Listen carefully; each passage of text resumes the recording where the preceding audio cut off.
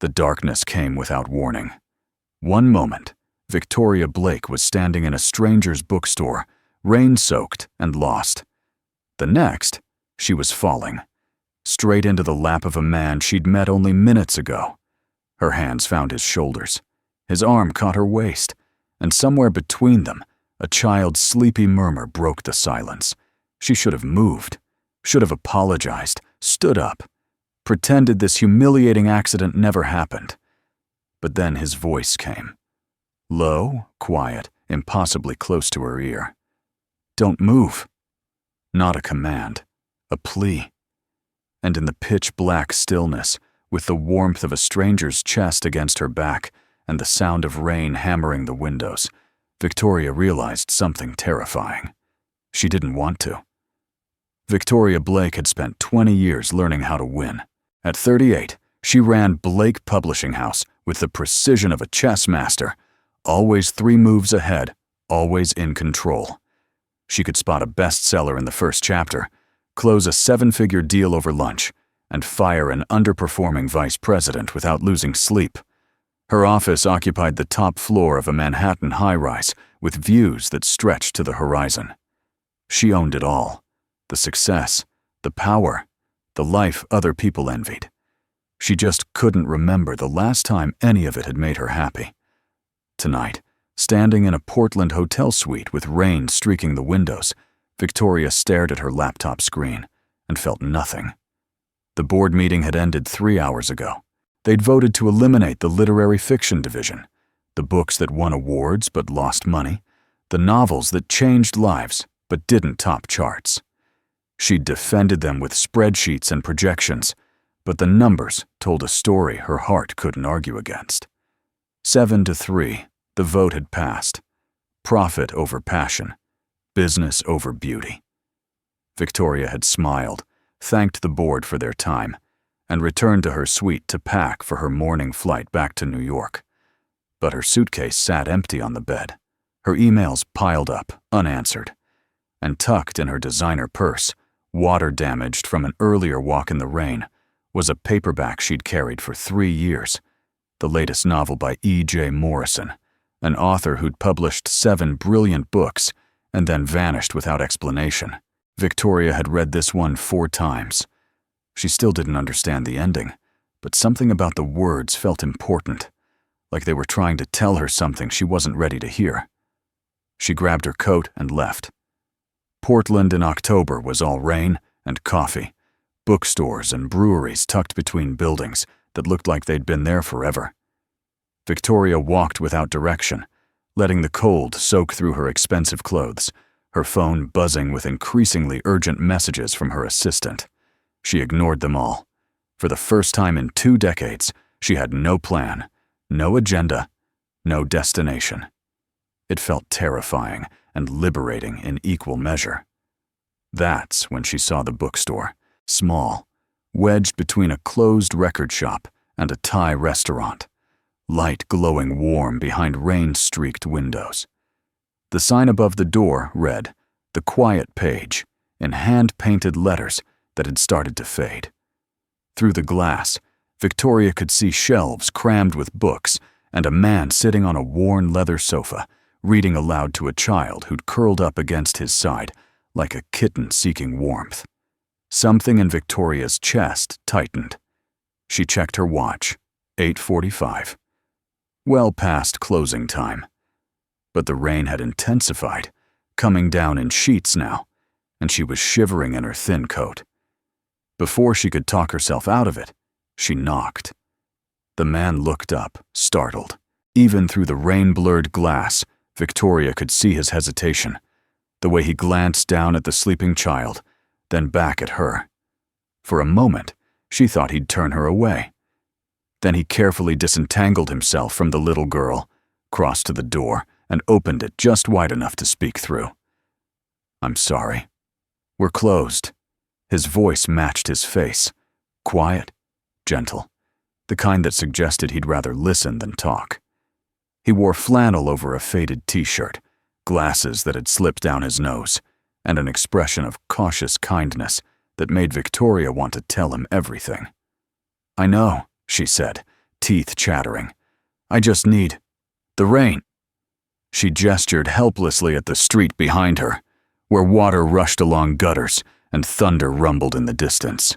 The man studied her, really looked at her, taking in her designer coat, ruined shoes, the way she stood hunched against the cold, like she'd forgotten how to ask for help. Something in his expression shifted. He stepped back and opened the door wider. "Come in before you freeze." The bookstore smelled like old paper and something warm Victoria couldn't quite identify. Cedar, maybe, or cinnamon. Every surface held books, stacked and shelved and piled with the care of someone who loved them. The only furniture was the leather sofa, a scarred wooden desk, and a space heater that glowed orange in the corner. It should have felt cramped. Instead, it felt like stepping into someone's living room, intimate and safe. "Thank you," Victoria managed, dripping water onto the hardwood floor. "I won't stay long." "Take your time. Portland storms can last all night." The man returned to the sofa where the child had started to stir. "Go back to sleep, Lily. Just someone waiting out the rain." But Lily sat up, rubbing her eyes with small fists.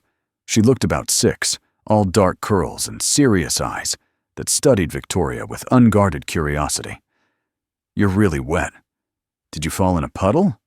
"Lily," the man said gently, "that's not polite. It's okay." Victoria found herself smiling for the first time all day. "I forgot my umbrella." "That's silly." Lily patted the sofa beside her. "You should sit here. It's the warmest spot." Victoria glanced at the man, permission needed before invading his space any further. He gave a small nod. "Please, make yourself comfortable."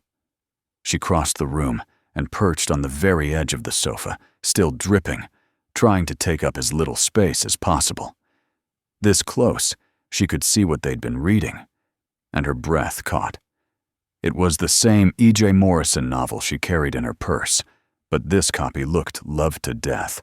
The spine was cracked, pages dog-eared, margins filled with tiny handwritten notes. "You've read this before," Victoria said. The man's eyes sharpened with interest. "A few times. You know it?" "I've tried to understand it." She gestured at the annotations. "Does it help? The notes?" Something flickered across his face. Surprise, maybe, or recognition. "Sometimes. Some books need multiple readings." "Daddy writes in all his books," Lily announced, "even though teachers say you're not supposed to." "Lily," the man said again, but there was amusement in his tone. "Why don't you introduce yourself properly?" Lily straightened with exaggerated formality. "I'm Lily Carter. I'm 6 3/4. That's my daddy, Ethan. He owns this bookstore, but doesn't make very much money." She said this last part matter-of-factly, like it was a simple truth everyone should know. "Lily." Ethan's voice held a warning now, but his ears had turned slightly red. Victoria felt something unexpected. Not pity, but respect. A man who chose books over profit, presence over success. She knew exactly how rare that was. "I'm Victoria. I work in publishing. Or I did. I'm not sure anymore." Ethan studied her with those careful eyes. "That sounds like a story. Not a very interesting one." Victoria pulled her coat tighter, suddenly aware of how cold she still felt despite the heater's warmth. "I cut a line of books today. Good books. Books that mattered, because they didn't make enough money." "And how do you feel about that?" The question was so simple, so direct, that Victoria found herself answering honestly. "Like I've forgotten why I started doing this in the first place." Lily tugged on Victoria's sleeve. "Do you want to hear our story? It's really good. There's a part where she finds out everything she thought was true is actually wrong." Victoria looked at the Morrison novel, then at Ethan. "I don't want to intrude." "You're not." Ethan adjusted his glasses, opened the book to a marked page. We were just starting chapter 4, the part where everything changes. Before Victoria could respond, the lights went out. The darkness was absolute and instant. the kind that makes you forget where your own hands are. Lily made a small sound of fear. Victoria heard Ethan murmur something soothing, but she couldn't see anything, couldn't orient herself in this unfamiliar space. The storm must have knocked out the power. Thunder cracked overhead, so close it rattled the windows. "Everyone stay still," Ethan said calmly. "I have candles in the desk. Just let me."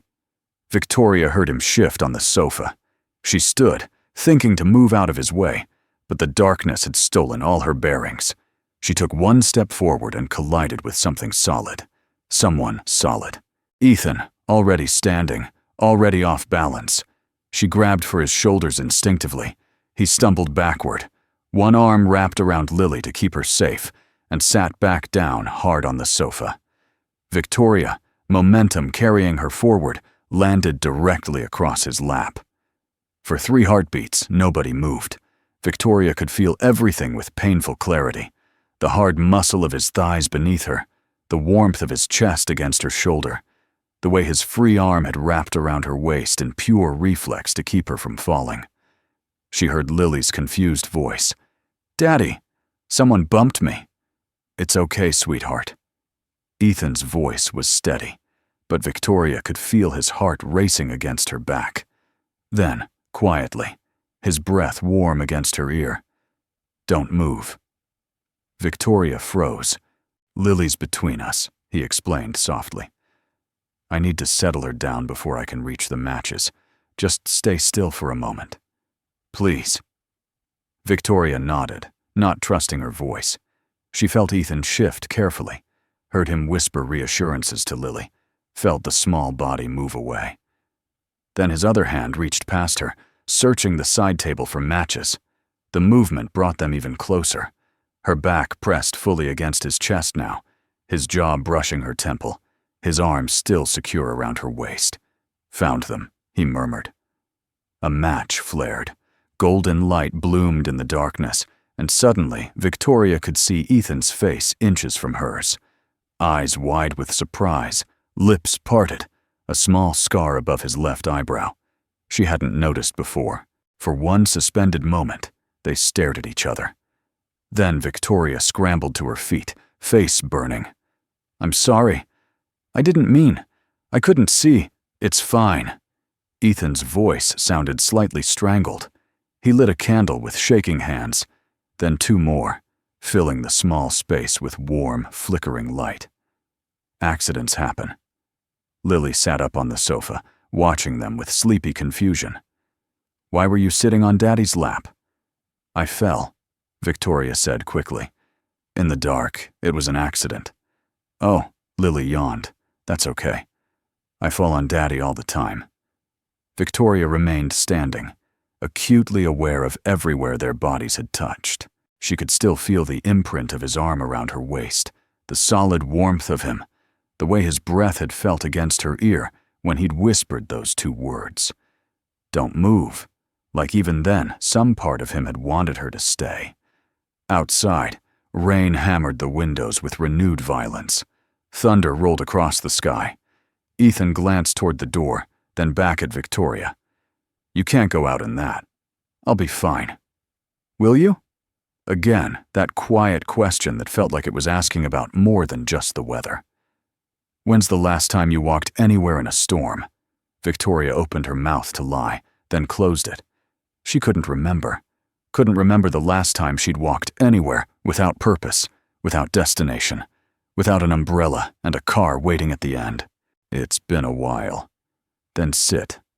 Please." Ethan patted the sofa, the same spot where she'd landed in his lap moments ago. "At least until the worst passes." Victoria sat, carefully leaving space between them. Lily immediately scooted closer, leaning against her like they'd known each other for years instead of minutes. The trust was so absolute, so unguarded, that Victoria felt something crack in her chest. "Can you still read?" Lily asked her father.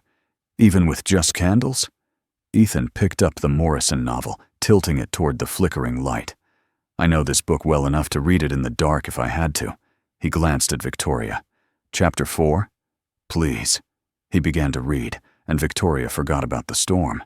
Ethan's voice transformed the words, giving them texture and weight and meaning she'd never quite grasped on her own. He didn't just read, he felt every sentence, pausing in places that mattered, his voice dropping low for the painful parts and rising for the moments of revelation. Victoria found herself leaning forward, drawn into the story all over again. But she also noticed things she'd missed before. The way Ethan paused at certain passages, like they held personal significance. The annotations in the margins, not a reader's notes, but an editor's corrections. Cut this. Too obvious. Needs subtlety.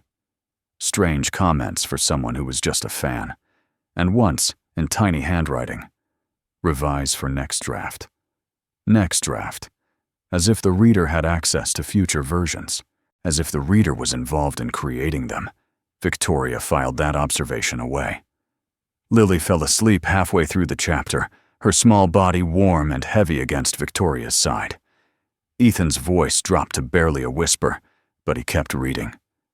Victoria watched him more than she listened now, the way his face changed with the emotional beats of the story, the care with which he turned each page, the unconscious way his thumb traced the spine of the book like he was greeting an old friend. When he finished the chapter, he closed the book gently and set it on the table. Outside, the rain had gentled to a steady patter. The candles had burned down to stubs, casting long shadows across the walls. "She's out," Ethan said quietly, looking at his daughter. Storms always exhaust her. "She's sweet." Victoria looked down at Lily's peaceful face. Lucky to have a dad who reads to her every night. "I'm the lucky one." Something in Ethan's voice made Victoria look up. He was watching her with an expression she couldn't quite read. "Thank you for staying, for listening. She likes having an audience besides me. I like how you read. It's—" Victoria searched for the right word. "Alive. Like you've lived every word." Ethan's expression shifted. Surprise, wariness, recognition. "You're very observant." Occupational hazard. I've spent 20 years reading manuscripts, trying to find the ones that matter. Victoria gestured at the Morrison novel. "This is one of them. I've been trying to sign E.J. Morrison for 5 years. No one can find them." Ethan went very still. "Maybe they want to stay lost. Maybe. But the world needs their words." Victoria stood, careful not to wake Lily. "I should go. The rain stopped." "Keep this." Ethan pulled a slim volume from the shelf behind him and pressed it into her hands. "Read it tonight. Bring it back when you're done." Victoria looked at the worn cover, an early edition of something she didn't recognize. "What is it?" "A story that won't make you any money, but it might remind you why you fell in love with words in the first place." His smile was small, sad, knowing. Consider it a loan. "Why are you helping me?" "Because you knocked on a closed door in the middle of a storm, and instead of asking for shelter, you ended up sitting through a story." Ethan's eyes held hers. "That means you still remember what matters." Victoria left with the book clutched to her chest, Ethan's words echoing in her head. She didn't sleep that night. She read the book cover to cover, then read it again, and by morning she'd made a decision that would have seemed insane 48 hours ago. She wasn't getting on that plane to New York. 3 days later, Victoria stood outside the quiet page with the borrowed book in her hands and her heart in her throat. She'd told herself this was just returning a loan, professional courtesy. Nothing more, but she'd checked into her hotel for another week. She'd ignored 17 calls from her CFO, and she'd spent the last 3 nights unable to stop thinking about Ethan's voice, Lily's easy trust, and the way that bookstore had felt more like home than her Manhattan penthouse ever had. The bell chimed as she pushed open the door. Ethan looked up from the register, surprise flickering across his face, before settling into something warmer. "You came back. I finished your book." Victoria approached the counter slowly. "You were right. It reminded me." "Of what?" Why I started this in the first place. She set the book down between them. I wanted to find stories like this, stories that change people. And did you? Find them? I used to, before I got promoted. Before success meant spreadsheets instead of manuscripts. Victoria's hands twisted together. I haven't read for pleasure in 3 years, haven't loved a book in longer than that. Until 3 nights ago. Ethan studied her with those careful eyes. What are you doing in Portland, Victoria? I don't know anymore. The truth slipped out easier this time. I was supposed to fly home 3 days ago. I'm still here. Why? Because of you. Because of Lily. Because that bookstore feels like the first real thing I've touched in a decade. Victoria couldn't say any of that, so she said, because I want to hear how the story ends. Something kindled in Ethan's eyes. Recognition, pleasure, awareness. Chapter 4 wasn't the ending. I know. Lily gets out of school in an hour. She'd be happy to see you. Just Lily? The question hung between them. Ethan's mouth curved in a smile that transformed his careful face into something almost beautiful. I'd be happy too. So Victoria stayed. And the next evening, she came back. And the one after that. A routine developed so gradually that neither of them quite noticed when it became essential. Victoria would arrive around dinner time, take out from the Thai place or the Italian restaurant down the street. Lily would light up like Christmas, chattering about her day while they ate. Then Ethan would read, his voice filling the quiet bookstore with magic, and Victoria would sit on that worn leather sofa, feeling more content than she'd felt in her corner office with its skyline views. After Lily went to sleep in the apartment above the store, Victoria and Ethan would talk, about books at first, but gradually about everything else. His life before the bookstore, her climb up the corporate ladder, the dreams they'd abandoned and the ones they still carried. Victoria learned that Ethan made terrible coffee, but perfect grilled cheese. That he annotated every book he read, unable to resist editing the world. That he'd chosen this quiet life deliberately, though he never quite explained why. And Lily. Sweet, guileless Lily who'd decided Victoria was hers and treated that as simple fact. Who saved her the good spot on the sofa and shared her snacks, and asked Victoria to braid her hair the way mommies do. That last request came at the end of Victoria's first week back, and it had made both adults freeze. Lily, Ethan had said gently, Miss Victoria isn't your mommy. I know, but she could be, if she stayed. Lily had said this with such simple certainty that Victoria's throat had closed up entirely. Now it was Victoria's second week in Portland, and she was teaching Lily how to make friendship bracelets at the small table in the back of the bookstore. Ethan was helping a customer at the front, his voice a low murmur that Victoria had started to recognize even from a distance. She'd memorized the rhythms of this place, the way Ethan moved through his space, the small sounds Lily made when she was concentrating. It felt dangerous, this sense of belonging, like she was building a home in someone else's house. Miss V? Lily looked up from the tangle of embroidery floss in her small hands. Can I ask you something? Of course, sweetheart. Are you going to leave? Lily's voice was small, younger than 6. Like my mom did. Victoria's hands stilled. This was the first time Lily had mentioned her mother. Your mom left. She didn't want to live here anymore, said it was too boring. Lily focused intently on the bracelet. Daddy says she loves me, just not enough to stay. But I think if you really love someone, you stay. Don't you? Victoria's heart cracked clean open. She set down her own bracelet and took Lily's small hands in hers. Yes, baby. If you really love someone, you find a way to stay. So you'll stay? You love us, right? The question was so innocent, so direct, that Victoria couldn't hide behind adult deflection. Lily, it's complicated. I have a job in New York, a whole life there. But you're not there, You're here. Lily's logic was irrefutable. With us, doing family things. That means you want to stay. Lily, who are you interrogating? Ethan's voice came from behind them, warm with amusement. But when Victoria turned, she saw the wariness in his eyes. He'd heard enough. Just talking, Lily said innocently. About families and staying and stuff. Mm-hmm. Ethan's gaze met Victoria's over his daughter's head. Lily, why don't you go upstairs and start your homework? I need to talk to Miss Victoria. Are you going to tell her to leave? Lily's voice went sharp with panic. Because she shouldn't leave, Daddy.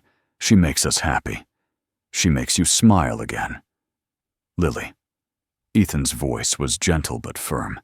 Upstairs. Now please. Lily left, dragging her feet, looking back over her shoulder with worried eyes.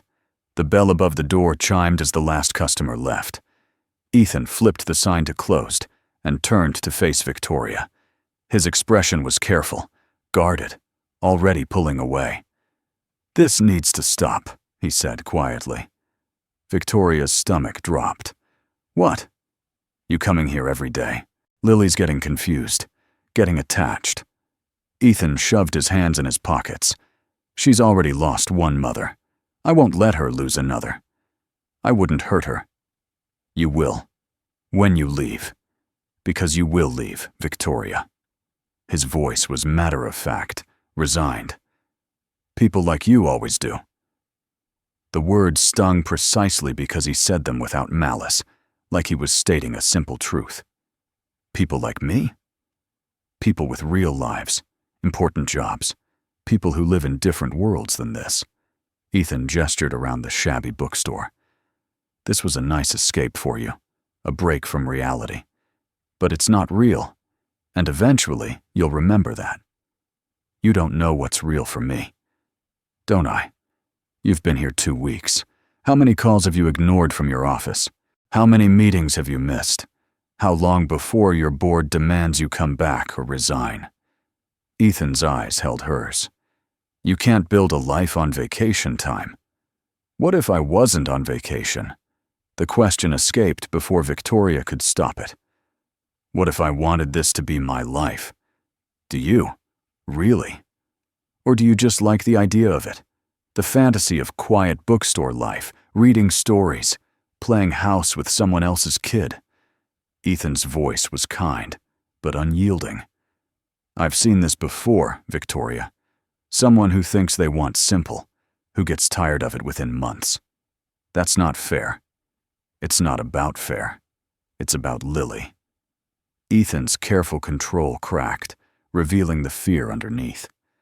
She asked you if you'd be her mommy. Did you know that? 2 days ago, when you were tucking her in. She asked me later if you were going to live with us. Victoria felt tears prick her eyes. I didn't. I never said. You didn't have to. You just kept showing up. Kept being wonderful. Kept making her hope. Ethan's voice broke. Do you know what it's like watching your kid hope for something you can't give her? Watching her love someone who's going to leave? How do you know I'm going to leave? Because I know what it's like to want 2 incompatible things. I chose. You'll have to choose too. He looked at her with something like pity. And we both know what you'll choose in the end.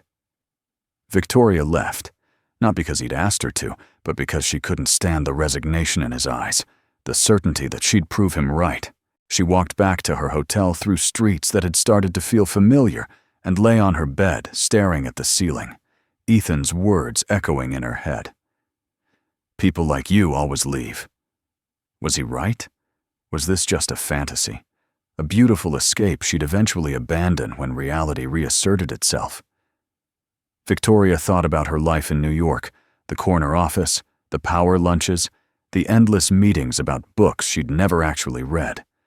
Then she thought about Lily's face when she'd asked about staying, about Ethan's voice reading stories like every word mattered, about how she'd felt more alive in 2 weeks in a shabby bookstore than she'd felt in 20 years of success. That's when she started to notice things she'd missed. She pulled out her laptop and searched for E.J. Morrison. The author had published 7 novels over 10 years, each one critically acclaimed, before vanishing 3 years ago. There were no photos, no interviews, just one old article from early in their career mentioning a writer in the Pacific Northwest who finds inspiration in a small bookstore. Victoria's heart started to race. She searched more, found an archived blog post from 4 years ago, someone claiming to have met E.J. Morrison at a reading in Portland. Quiet, the post said. Kind eyes. Talked about his daughter being his first reader. His daughter. Victoria thought about Ethan's annotations. Revise for next draft. About how he read that Morrison novel like he knew every word by heart. About the way he'd gone still when she'd mentioned trying to find the author. About his careful, maybe they want to stay lost. Oh God, Victoria spent the next hour piecing it together. E.J. Morrison's last book had been published 3 years ago. Ethan had opened The Quiet Page 3 years ago. Morrison wrote about loss and redemption, quiet strength and second chances, all themes that ran through Ethan's life like a thread. And those annotations weren't a fan's notes.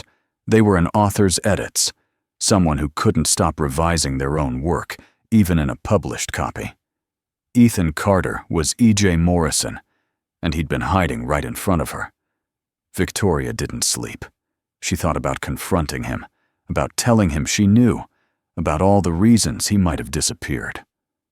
By the time dawn broke over Portland, she'd made a decision. She got dressed, skipped breakfast, and headed to The Quiet Page before it opened. Ethan was inside, shelving books. He looked up when she knocked, surprise and resignation crossing his face. He opened the door slowly. "Victoria, you're E.J. Morrison." The words landed like stones in still water. Ethan went absolutely still. For a long moment he didn't speak. Then quietly, "How long have you known?" "Since last night." Victoria stepped inside, closing the door behind her. "The annotations, the way you read, the timeline, it all fits. And what do you want? An autograph? An exclusive contract?" His voice was flat, already bracing for betrayal. "I want to know why you stopped, why you're hiding." Ethan laughed, but there was no humor in it. "You're in publishing. You know why. Fame destroyed my marriage. The attention, the pressure, the constant demands. My wife loved it. Couldn't get enough. She used our daughter for social media content, turned our family into a brand. When I said it had to stop, she left. She left because you chose privacy? She left because I chose Lily. I quit publishing, came here, gave up everything that made me marketable." Ethan's hands clenched at his sides. "And that's why I can't go back, because the custody agreement says I have to provide a stable, private environment. If anyone finds out where I am, if the media circus starts again, my ex-wife could petition for custody, claim the environment is unstable." Victoria felt the pieces click into place. "That's why you disappeared, why you won't publish again, why you're so afraid of anyone getting close. If Jessica finds out where we are, she'll come back, not for Lily. She hasn't used her visitation rights in over 2 years. But for the cameras, the attention, the chance to be relevant again." Ethan's voice was raw. "And the court could take Lily from me. Do you understand? I can't risk that, not for anything, not even—" He stopped. "Not even for me. No." The word was barely a whisper. "Not even for you." Victoria stepped closer. "I would never put Lily at risk." "You couldn't promise that. You run a publishing house. You have connections, employees, board members. One wrong person finds out, one article gets written, one photo surfaces." Ethan shook his head. "I can't take that chance. What if there was a way to do what you love without exposing yourself? There isn't. Let me try." Victoria's voice was urgent now. "I have an idea, but I need you to trust me." "Trust you?" Ethan looked at her, like she'd suggested flying. You just found out my biggest secret. The one thing that could destroy everything I've built. Why would I trust you? Because I love you." The words hung in the air between them, impossible to take back. Ethan stared at her, his expression cycling through shock, disbelief, hope, fear. "You don't mean that." "I do. I love you. I love Lily. I love this bookstore and the way you make grilled cheese, and how you can't stop editing books even when they're already published." Victoria's voice broke. "I love that you chose your daughter over fame, that you read like every word is sacred, that you made me remember why I fell in love with stories in the first place. Victoria, I'm not leaving. I quit my job. Yesterday, while I was supposed to be figuring out how to leave, I called the board and resigned." Ethan looked like she'd slapped him. "You did what?" "I quit. Effective immediately. I can't go back to that life. Not after this. Not after you." Victoria took his hands, holding tight when he tried to pull away. "I choose this. I choose you. You can't throw away your career. I'm not throwing it away. I'm choosing something better, something real." She squeezed his hands. "But I need you to choose too, to let me in, to trust that I'm staying. What if you change your mind? What if 6 months from now you're bored and miserable, and then I'll be bored and miserable here, with you, with Lily, because that's what love is. It's not about perfect. It's about choosing someone even when it's hard." Ethan's eyes were bright with unshed tears. "I want to believe you." "Then believe me." Victoria pulled him closer. "I've spent 20 years building something that made me miserable. Let me spend the next 20 building something that makes me happy. With me? With you, with Lily, with books that matter more than profit margins." Victoria smiled through her own tears. "I finally found what I've been searching for. I'm not walking away from it." Ethan pulled her into his arms, holding her so tight she could barely breathe. They stood like that for a long moment. Two people who'd been alone for so long, they'd forgotten what it felt like to be found. "I love you," Ethan whispered against her hair. "God help me. I do." "Then let me stay. Let me—" The door at the back of the store crashed open. They pulled apart to see Lily standing there in her pajamas, eyes wide with fear. "Daddy? I had a bad dream. You weren't upstairs, and I got scared and—" She stopped, seeing Victoria. "Why are you here so early?" "I came to talk to your dad," Victoria said gently. "Are you leaving?" Lily's voice went small. "Is that what you're talking about? Because I don't want you to leave. I love you. I don't care if you're not my real mom. You could be if you wanted. You could—" "Lily, sweetheart," Ethan started. But Lily wasn't done. Tears were streaming down her face now, all the fear and hurt spilling out. "Everyone leaves. Mommy left because she didn't love us enough to stay. And now you're leaving too, and it's not fair. It's not fair because I love you and Daddy loves you, and we could be a family, but you don't want us. Stop!" Victoria crossed to Lily and knelt down, taking the little girl's face in her hands. "Listen to me. I'm not leaving." "You're not?" "No. I'm staying. Right here. With you and your dad. For as long as you'll have me." "Really?" Lily's voice was barely a whisper. "Really?" Victoria wiped away tears with her thumbs. "I love you too, Lily. So much. And I'm not going anywhere." Lily threw her arms around Victoria's neck, sobbing. Victoria held her, rocking gently, looking over the child's head at Ethan. He was watching them with an expression of such raw love and fear that Victoria's heart broke and mended all at once. "Don't cry, baby," Victoria murmured. "I'm here. I'm staying. I promise." But Lily's tears wouldn't stop. She was shaking now, great gulping sobs that spoke of months or years of fear coming out all at once. "I dreamed you were gone. I went downstairs, and you weren't here, and Daddy wasn't here, and I was all alone and—" Lily. Ethan crossed to them, wrapping both of them in his arms. We're right here. Both of us. You're not alone. But in my dream, it was just a dream, sweetheart. Ethan pressed a kiss to the top of her head. Everything's okay. But it wasn't okay. Victoria could feel it. The way Lily's small body trembled. The way her breathing had gone fast and shallow. This wasn't just about the dream. This was every fear the child had been carrying. Every time someone had left, every night she'd wondered if her dad would be there in the morning. Lily, look at me. Victoria waited until the girl's tearful eyes met hers. I need you to listen very carefully. Can you do that? Lily nodded. I know your mom left. I know that hurt. And I know you're scared I'll leave too. Victoria's voice was steady, clear. But I'm making you a promise right now. A real one. I'm staying. Even when it's hard.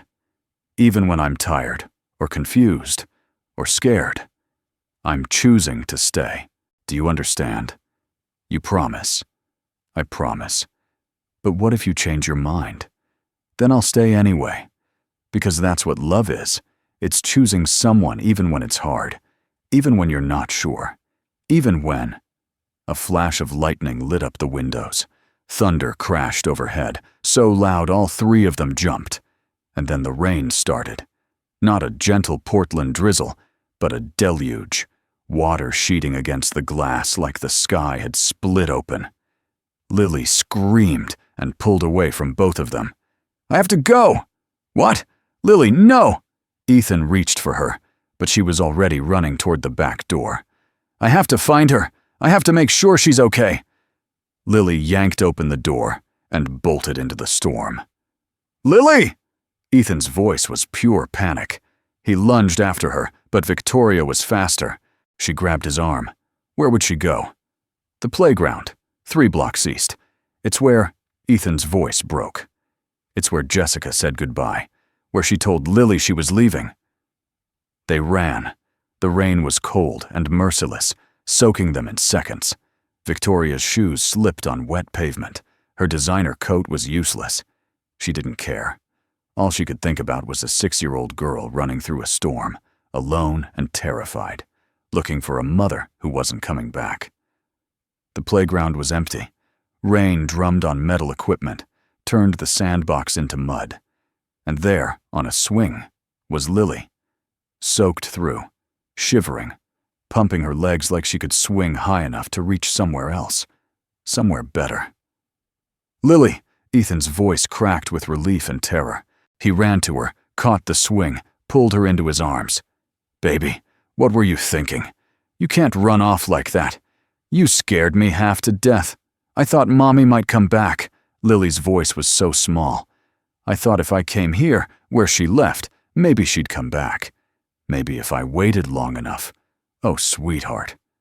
Ethan sank onto the wet ground, holding Lily in his lap, rocking her like she was still a baby. Mommy's not coming back. Not today. Maybe not ever. And that's not your fault. It's not because you weren't good enough or didn't wait long enough. It's because she made a choice. And it was the wrong choice. But it was hers. But I miss her. I know. I know you do. Ethan was crying now, too, his tears mixing with rain. And that's okay. You're allowed to miss her. You're allowed to wish things were different. But you can't run into storms looking for people who don't want to be found. Victoria knelt beside them in the mud and rain, putting her arms around both of them. Lily, look at me. The girl's eyes were lost, devastated. She's not coming back, is she? No, baby. I don't think she is. Then who's going to be my mom? The question hung in the rain-soaked air. Victoria looked at Ethan, saw the fear and hope warring in his eyes. She looked at Lily, this brave, broken little girl who'd been abandoned by someone who should have stayed. And she made a choice. I will, if you'll let me. Lily's eyes went wide. Really? Really? I know I'm not your real mom. I know I can't replace her. But I can love you. I can stay. I can be here for dance recitals and homework and bad dreams and good days. Victoria's voice broke. I can be your family. If you want me, I want you. Lily threw herself at Victoria, nearly knocking her over. I want you so much. Victoria held the child tight, feeling Ethan's arms come around both of them. They stayed like that for a long moment, 3 people who'd been alone learning how to be together. The rain softened around them, the storm passing as quickly as it had come. Finally, Ethan stood, lifting Lily in his arms. She'd stopped crying, but she looked exhausted, wrung out. Let's get you home and into dry clothes. They walked back to the bookstore in silence, a strange little family soaked to the bone. Victoria's phone buzzed in her pocket, probably her assistant, probably urgent. She ignored it. Nothing was more urgent than this. Back in the apartment above the store, Ethan wrapped Lily in towels and put her to bed. She fell asleep almost immediately, one hand clutching Victoria's sleeve like she was afraid to let go. Victoria stayed until Lily's breathing deepened, then carefully extracted herself and found Ethan in the kitchen. He'd changed into dry clothes, but his hair was still wet, droplets falling onto his shoulders. He looked wrecked, exhausted and relieved and scared in equal measure. When he saw Victoria, he pulled her into his arms without a word. I'm sorry, he whispered. I'm sorry I tried to push you away. I'm sorry I didn't trust that you'd stay. You have to trust me now. Victoria pulled back to look at him. I'm all in, Ethan. This is my choice. My life. And I need to know you believe that. I do. I'm terrified, and it goes against every instinct I have. But I do. He cupped her face in his hands. Stay. Please. Not just tonight. Stay. I'm not going anywhere. Victoria kissed him softly. But we need to talk. About everything. About what this means. What we're building. How we protect Lily. Tomorrow. Right now I just need... His voice broke. I need you here. With us. Safe. They spent the night on the couch, too wired to sleep, talking about futures and fears, and all the ways their lives would have to change. As dawn broke over Portland, they were still there, wrapped in blankets, making plans. I meant what I said, Victoria told him, about having an idea. For you to do what you love without risk. Tell me. An imprint. Small, selective, focused on literary fiction. You curate it, choose the books, work with authors. But anonymously, protected by attorney-client privilege. Your name never appears publicly. Ethan was quiet for a long moment. That could work. It will work. I've already talked to the board. They approved it as part of my resignation settlement. Victoria smiled. I'm still a major shareholder. I can't control the company, but I have influence, enough to get this through. And what about you? What will you do? This. Help you run the imprint from here. Learn how to actually sell books, instead of just acquiring them. Figure out how to be part of a family. Victoria threaded her fingers through his. Build a life that matters more than a corner office ever did. It won't be easy.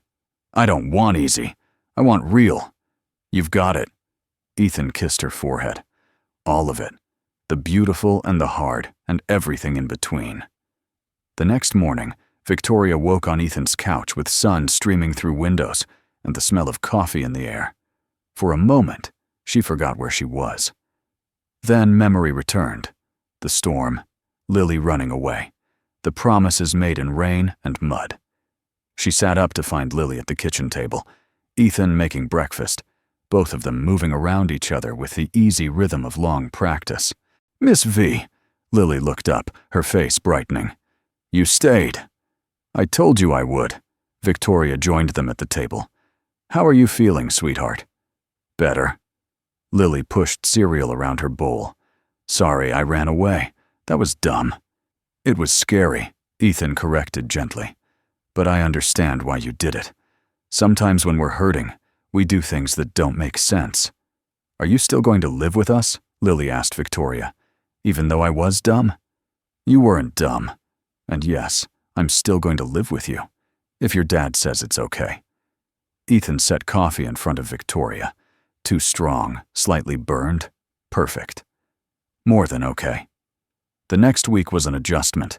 Victoria moved out of her hotel and into the small apartment above the bookstore. Her assistant called 17 times. The board sent strongly worded emails. The media started speculating about her sudden resignation. Victoria ignored all of it. Instead, she learned the bookstore's inventory system and made a mess of it. She tried to help customers and recommended the wrong books. She attempted to organize a window display and created something Ethan politely called abstract.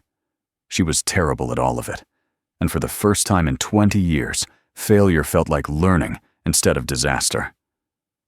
You don't have to do this, Ethan told her one afternoon, watching her struggle with the cash register. You're not a shopkeeper. You're a publisher. I'm learning to be both. Victoria finally got the drawer open, victorious. Besides, someone has to help you. This place is chaos. It's organized chaos. It's chaos. But she was smiling. That's why you need the imprint, so you can do what you're good at, finding great books, while I handle the business side. The imprint launched a month later. They called it Quiet Page Press, and Ethan curated it from the back office of the bookstore, reading manuscripts and working with authors while remaining completely anonymous. Victoria handled contracts, negotiations, publicity, all the parts that required a public face. It was slow, careful work. They published 3 books the first year, all of them beautiful, none of them bestsellers. Victoria had never been prouder of anything in her life. As for Lily, she bloomed. The nightmares became less frequent. She stopped asking about her mother, and one day, about 6 months after that stormy night, she looked up from her homework and said, "Can I call you Mom?" Victoria's eyes filled with tears. "If you want to." "I want to." Lily said it like it was simple, because for her it was. "You stay. That makes you my mom." Out of the mouths of 6-year-olds. 6 months after Victoria had stumbled into a bookstore escaping a storm, she stood in that same space and felt something she'd never felt in her corner office. Complete. The bookstore looked different now. New shelves, fresh paint, a reading nook in the corner that Lily had helped design. The Quiet Page imprint had its own small section, books they'd nurtured from manuscript to publication. It still didn't make much money. Victoria didn't care. It was a Saturday evening. Ethan was helping a customer find the perfect gift. Lily was at the children's table, drawing elaborate pictures of their family. Always 3 people now, always holding hands. And Victoria was restocking the fiction section when the bell above the door chimed. A woman entered, looking lost. Designer coat soaked through, expensive shoes ruined. The desperate expression of someone who'd walked too long in the rain and didn't remember where they'd meant to go. She looked around the bookstore with wonder and relief, like she'd found sanctuary. Victoria remembered that feeling. 6 months ago, she'd been that woman. Ethan glanced at the clock. They were technically closed, but he caught Victoria's eye, and they shared a look that needed no words. He crossed to the door. "Can I help you find something?" he asked gently. The woman looked like she might cry. "I don't know what I'm looking for. I just needed to get out of the rain." "Then you're in the right place." Ethan stepped back, welcoming her in. "Stay as long as you need." Victoria watched the woman wander the shelves, touching spines like they were precious things. She watched Ethan guide her toward books that might help, whatever she was running from or toward. And she thought about that first night, how a stranger's kindness had changed her life, how falling into someone's lap in the darkness had led to falling in love in the light. Lily climbed onto the old leather sofa, the same one where this had all started, and patted the seat beside her. "Mama, will you read to me?" "Mama." The word still caught in Victoria's throat every time.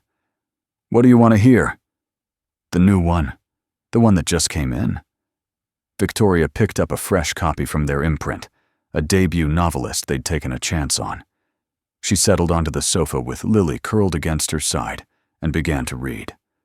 Her voice had gotten better at this, finding the rhythm, feeling the words, making the story come alive.